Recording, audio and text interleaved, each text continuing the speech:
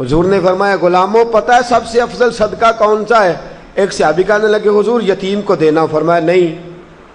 سب سے افضل صدقہ کون سا ہے یا رسول اللہ؟ مسکین کو دینا، فرمایا نہیں۔ سب سے افضل صدقہ حضور مسافر کو دینا، فرمایا نہیں۔ سب سے افضل صدقہ یا رسول اللہ مجاہدین اسلام کو دینا، فرمایا نہیں۔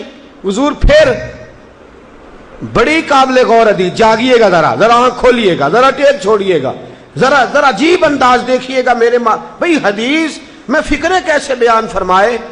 رسول پاک نے فرمایا تیرا رشتہ دار ہو، سب سے افضل صدقہ کیا ہے؟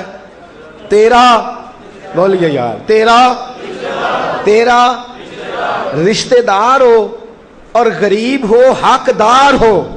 اور اگلے لفظ بڑے عجیب ہیں، تیرا رشتہ دار ہو، غریب ہو اور تجھ سے ناراض ہو۔ کیسی بات ہے؟